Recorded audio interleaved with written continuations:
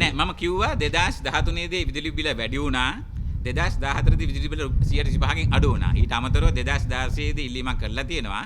2016 කිසිම අලාභයක් තිබ්බේ නෑ විදුලි බල මණ්ඩලයට. ඒ නිසා උවමනාවක් තිබ්බේ නෑ විදුලි බල වැඩි කිරීමට. ඊට පස්සේ 2016 17 ඉඳන් මම ලිඛිතව ඉල්ලීමක් කරලා සංශෝධනයක් සඳහා අවශ්‍ය ලීකවිලි ප්‍රයෝජනාව කරන්න කියන තාක්කල් මෙයාලා ඉල්ලුවේ නෑ. ඒක තනිකර බොරුවක්. ඒක තනිකර මුසාවක්. සාමාන්‍ය ක්‍රමවේදේ මොකද විදුලි බිල වැඩි කරනකොට ක්‍රමවේදේ විදුලි බල මණ්ඩලයේ දිගන්නවනේ ඔබතුමාලා දිගන්නවනේ. නෑ අපි මහජන විපරිතා කමිසම තමයි අප්‍රූවිංగ్ ඔතොරිටි එක. ඒ කියන්නේ අපි තමයි මේකට අවශ්‍ය අවසරය ලබා දෙන්නේ. මේකට අවශ්‍ය යෝජනාව කළ යුත්තේ විදුලි බිල සංශෝධනය කළ යුතුයි කියන ඒ යෝජනාව එවිය යුත්තේ ඒ සම්පූර්ණ ඒ යෝජනාව එවිය යුත්තේ විදුලි බල මණ්ඩලය. එයාලා පහුගිය අවුරුදු 5-6 ඇතුළත ෆේල් වෙලා තියෙනවා මේක වෙලාවට එවන්න. බැරිම තැන තමයි මම කිව්වේ මේක ඉල්ලන්න ඉල්ලපුවම අපි දෙන්නම් කියලා. ඒ වගේම තමයි මේ විදුලි බිල වැඩිවීම සඳහා අපිට ක්‍රමවේදයක් තියෙනවා. ඒකට අපි දන්නවා ඒ දත්තේ වහම අපි යනවා මේක මහජන උපදේශනයකට යනවා. ඒක සඳහා සියලුම පාර්ශ්වයන්ගෙන් අපි දත්ත එකතු කරනවා. එයාලගේ අදහස් උදහස් බලනවා. ඒ අනුව තමයි මේක වැඩි වෙන්නේ. එතකොට අපිට මේ කැබිනට් එකෙන් හරි කොහෙන් හරි එවුවොත් එහෙම ලියුමක් මේක මේ ඔටෝමැටික් රිවිෂන් එකකට අවුරුදු දෙපාරක් යන්න කියලා මේක විහිළුවක්. මොකද අපි කියලා තියෙන අවුරුදු 6කට කලින් කැබිනට් එකට අපි කියලා අපි අවසරය අපි කියලා තියෙනවා අප්‍රේල් මාසයේ සහ ඔක්තෝබර් මාසයේ මේ තියෙන දේශගුණික තත්ත්වයේ වර්ෂාව මත පදනම්ව තමයි මේක ගණනයේ ක්‍රමවේදය කළ යුත්තේ කියලා මේ කිසි දෙයක් ගණන් ගන්නේ නැතුව මේ වගේ මේ අත්නෝමතිකව කිසියම් වූ පාර්ශවයන්ගේ වැරදි අවබෝධයක් නිසා වැරදි දත්ත සැපයීමක් නිසා මම හිතන්නේ දේශපාලන අධිකාරිය අද මුලා වෙලා තියෙනවා. මොකද දේශපාලන අධිකාරියට මේක තේරෙන්නේ නැහැ. මේ මම හිතන්නේ මෙයාලට මේ දේශපාලනය කරන්න පුළුවන් වලට මේ ගණනය කිරීම මේ accounts කියනවා මම හිතන්නේ මෙයාලා දන්නේ නැහැ. මෙයාලා මේ කවුරු දෙන කැබිනට් පත්‍රිකාවක් හරි මොකක් හරි දත්තයක් පදනම් කරගෙන මේ තමන්ගේ තියෙන අයිතිවාසිකම් කතා කිරීමේ අයිතිවාසිකම අරගෙන හැමතැනම කතා කරාට මේ කට්ටිය මේ කිසිම පදනමක් නැතුව කිසිම තේරුමක් නැතුව කිසිම ප්‍රතිඵලයක් නැතුව මේ කතා කරන්නේ. විදුලි බල මණ්ඩලයේ සභාපතිතුමා දිනේදී මාධ්‍ය හමුවේදී ප්‍රකාශ කරනවා ඔබතුමාගේ ඉල්ලීම් කරා ඔබට ඉදිරිපත් කරන්න මේ තොරතුරු තියෙන සාධක තියෙනවා කියලා. ඔව් දැන් මම නම් මේ වගේ මාධ්‍ය සාකච්ඡාවට එනකොට මේ තොරතුරු ඔක්කොම අරන් එනවා. මේකේ තියෙනවා මම දන්නේ අපි 2016 දී කිව්වා මේක මේ අවුරුද්දට දෙපාරක් සිදුවේ යුතුයි. ඒ අප්‍රේල් සහ අගෝස්තු කියන එක. ඒ වගේම අපි කියලා තියෙනවා මේ මගේ ලියකියවිලා තියෙනවා මම තමයි කිව්වේ මේ කට්ටියට මේ යෝජනාව ඉදිරිපත් කරන්න කියලා. එතුමා ඔච්චර මම හිතන්නේ CBK සභාපතිවරයාගෙන් එතුමා ළඟ මේ දත්ත තියෙනවා නම් එහෙම අර මං වගේ මාධ්‍යට නිකුත් කරන්න ඒතර ප්‍රශ්නයක් නෑ. ඒතර අපි දැනගන්න පුළුවන් කවුද ඇත්ත කියන්නේ කවුද බොරු කියන්නේ කවුද දන්නේ නැතුව කතා කරන්නේ කියලා. මම හිතන්නේ මේ අවබෝධයක් නැති පුද්ගලයා මේ වගේ ස්ථානවලට දාලා දේශපාලන අධිකාරියට දාලා මෙයාලා ඇවිල්ලා මේ තියෙන තත්ත්වය ව්‍යාකූල කරපුවාම අපි දන්නවා මේ අවුරුද්දේ මොකද ඇති වුණ දේශපාලන ව්‍යාකූලතාවය දැන් මම හිතන්නේ ඇමතිතුමා විශේෂ ඇමතිතුමා මේ ෆියෝසයිකෝසිස් එකක්. ඒ කියන්නේ බිය පැතිරවීමේ ක්‍රමවේදයකට යන්න යනවා. මම හිතන්නේ එතුමා මේ මහජනතාව මේ දේශපාලනය කියන විදිහට බය වෙන පුද්ගලයෝ නෙවෙයි. විශේෂයෙන්ම මහජන විපදා කොමිසමේ කිසි කෙනෙක් මේවට බය වෙන්නේත් නැහැ. වගේ මම දන්නවා මේ ෆියෝසයිකෝසිස් එක ගෙනාවට මේ දේශපාලන අධිකාරිය කිසි කෙනෙක් මේවට බය වෙන්නේ නැහැ. මෙතුමා හදන්නේ පැය 7-8ක් විදුලිය කපනවා කියලා මිනිස්සු බය කරලා ගාන වැඩි කරන්න මම හිතන්නේ ඒක විහිළුවක් වෙන ඒ වගේ දෙයකට මහජන විපදා කොමිසම කිසි දවසක ඉඩ දෙන්නේ නැහැ. එතුමාලා මේ වෙනකොට ඉල්ලීමක්වත් කරලා නැද්ද මුලින්ම? කිසිම ඉල්ලීමක් කරලා නැහැ. මට මම හිතන්නේ අපිට මාධ්‍යමකින් දැනගන්න තියෙනවා WhatsApp වලින් social media වලින් දැනගන්න තියෙනවා එක social media post යනවා මෙහෙම ඉල්ලුවා කියලා. අපිට තවම ලිඛිතව ඉල්ලීමක් විදුලි බල මණ්ඩලයෙන් මගෙන් ඉදිරිපත් කළා නේ. අපි බලන් ඉන්නවා ඒක ලැබෙන එක. මොකද අපි දත්ත රැස් කරන් ඉන්න මම කිව්වා වගේ අපි බලනවා ඉල්ලුව මොකද්ද කොච්චරක් සැපේම තියනවාද ඒකට යන වියදම මොකද්ද කියන එක බලනවා. අනිත් එක මම හැම වෙලෙම කියනවා මේ දැන් මෙතන මම කිව්වා පැහැදිලිවම කිව්වා මේ අවුරුද්දේ මේ දක්වා තෙල් වලින් අපි නිපදලා තියෙන්නේ ගිගවට් අවර්ස් 2300යි. මෙයාලගේ මේ පෝස්ට් මේ සෝෂල් මීඩියා පෝස්ට් එකේ තියෙනවා මේ තත්ත්වය ලබන අවුරුද්දේ 5000 දක්වා වැඩි වෙනවා කියලා. ඒතකොට මෙතන වෙන්නේ ඒ 2300ක තියෙන ඉල්ලුම 5000 දක්වා වැඩි වෙන්නේ කෙසේද? මේ වගේ ආර්ථික අවපාතයක් තිබෙන අවස්ථාවක. එතකොට එතන තියෙනවා නම් එහෙම මේකට එයාලා දාලා තියෙනවා මේකට තෙල් සඳහා වියදම ලබන අවුරුද්දේ බිලියන 480ක් යනවා කියලා. ඉතින් ඒ 480ක් ගන්නේ මෙගාවට් අවර්ස් 5000කට. ඕක 2500 ඕක දෙකෙන් බෙදන්න ඕනේ. ඒතකොට 480 දෙකෙන් බෙදුවා 220ක් අඩු වෙනවා. 220 අඩු වුණාම ඉල්ලන 800 ගානේ ඒක 500ට එනවනේ ආපහු. මම හිතන්නේ මේක මේ විහිළු කතා මේකට මේ එකේ ඉඳන් 10ට ගණන් කරගන්න බෑනේ. බිලියන පැත්තක දාලා මිලියන පැත්තකලා 100 පැත්තක දාලා 1 2 3 4 5 6 7 8 9 10 කියලා ගණන් බැලුවත් ඕක හදා ගන්න පුළුවන්. දැන් ඔබතුමාගෙන් ඉල්ලීමක්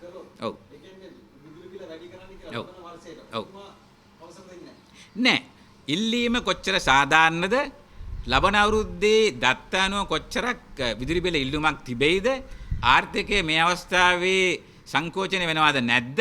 ඒ වගේම මේකේ තියෙන ඕගනික් ග්‍රෝත් එක කොච්චරක් වැඩි වෙනවද කියන සාධක මත පදනම්ව තමයි මේක කරන්නේ. අනිත් එක මේ තව වැරදි ප්‍රකාශයක් කරා මේ ඇමතිවරයා පාර්ලිමේන්තුවේදී. ඒක තමයි මෙතුමා කියනවා මේ ඒකක 30ට වඩා අඩු, ඒකක 60ට වඩා අඩු, ඒකක 90ට වඩා අඩු, ඒකක 120 වඩා අඩු අයට තමයි මේ රුපියල් 8 10 12 දෙන්නේ කියලා. ඒක බොරුවක්. මේ රටේ ජනාධිපතිවරයා, ඒ ඇමතිවරයා, මම ඔබ හැමදෙනාම පළවෙනි යුනිට් 30ට ගෙවන්නේ එකම ගාණක්. දෙවෙනි යුනිට් ගාණට ගෙවන්නේ එකම ගාණක්. තුන්වෙනි යුනිට් ගාණට ගෙවන්නේ එකම ගාණක්. එතකොට අපි 180ට වඩා වැඩියෙන් පාවිච්චි කරනවා විතරයි අපි වැඩි ප්‍රමාණයක් ගෙවන්නේ.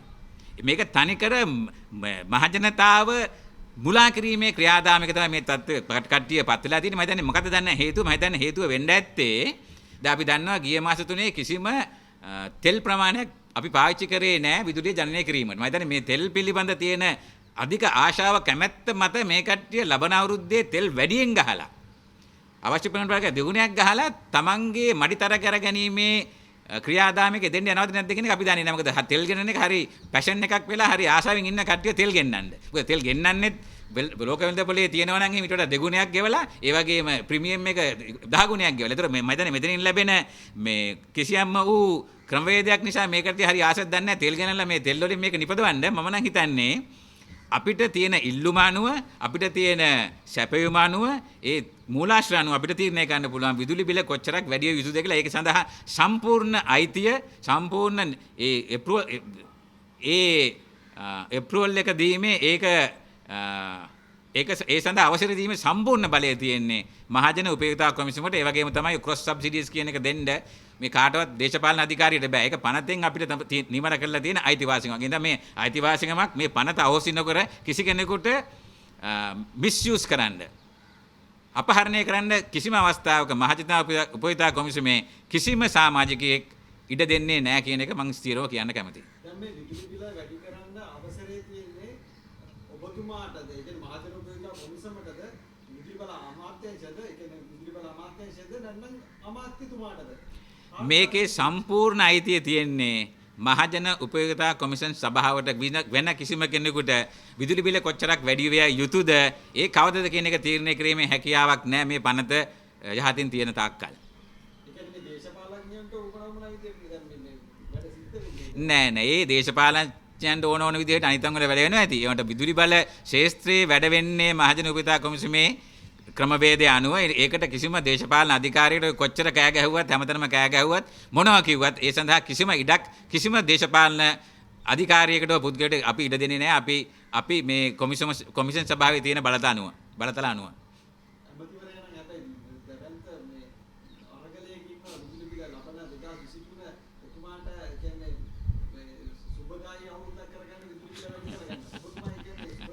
නෑ අපි හදන්නේ මේක සියලුම මහජනතාවට, ඒ වගේම සියලුම පාරිභෝගිකයන්ට සුබදායි, කිසිම කරදරයක් නැති මේ තියෙන ආර්ථික ව්‍යසනයෙන් ගොඩ ඒම සඳහා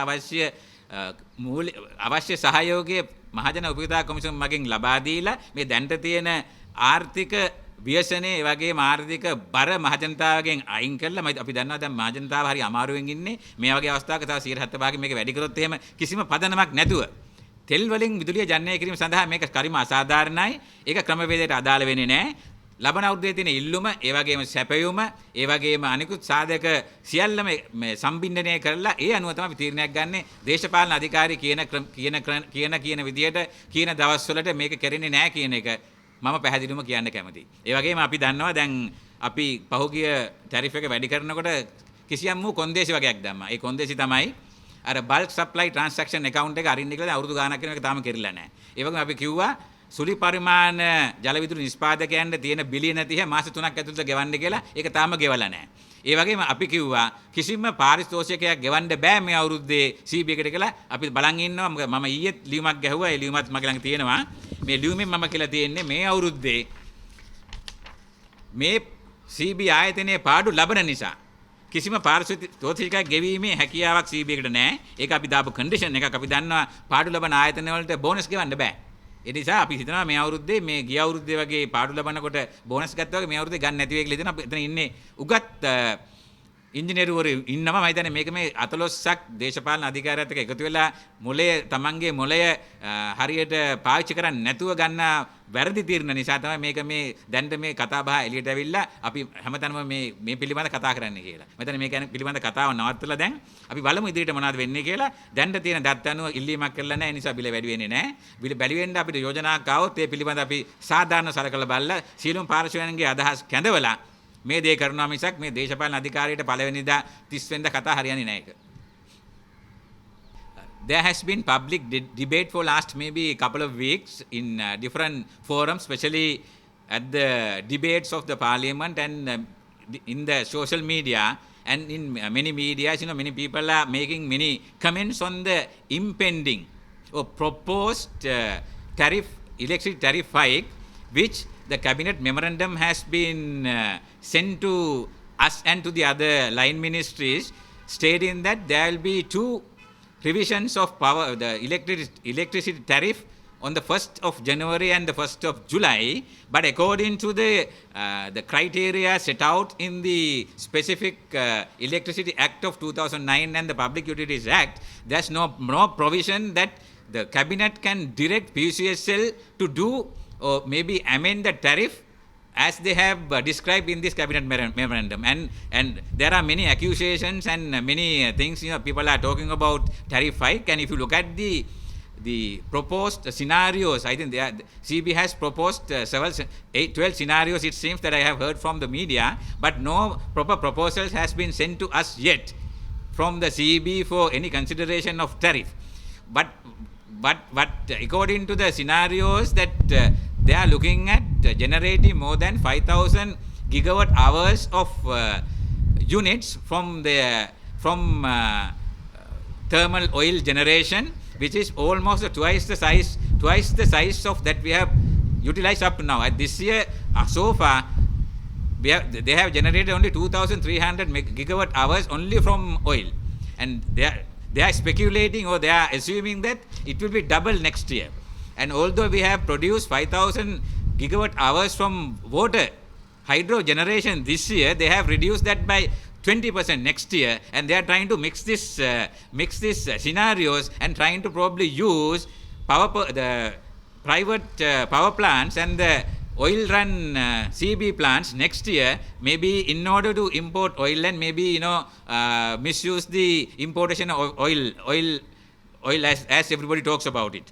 And what we feel at the moment is that as we have increased the tariff almost less than 4 months back, we need to make sure that the increased tariff, we need to analyze that whether it brings enough revenue for CB to sustain. We are quite sure with the downfall of the economy, or maybe the contraction of economy almost by 8% this year, we are assuming maybe by next year also there will be a contraction of around 4%. And when there is a contraction in the economy, there cannot be huge demand for electricity, because these are going in hand in hand, because the electricity is based on electricity consumption is based on the economic the growth as well of a country. And I don't think that the politicians are aware of this nitty-gritties, and they are knowledgeable of this commercial and engineering activities, and they just talk, you know, many things in different forums, confusing the minds of the consumers and the people, and bringing fear psychosis into people. I don't think that the people of this country are scared of, you know, this fear psychosis. You know, when somebody says that they are trying to cut power maybe 10 to 12 hours, I don't think people may be scared. But the politicians should get scared, because having 10 to 12 hours power cut during this year, we know what happened.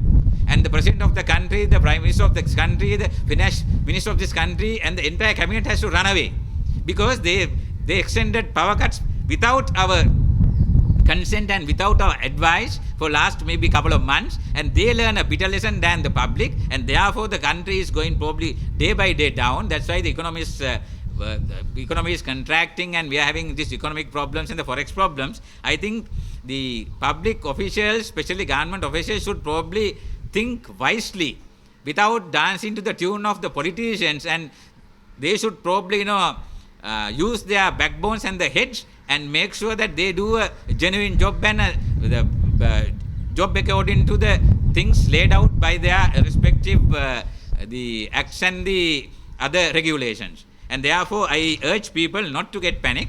And there's no proposal yet sent by CBE to PCSL for tariff hike.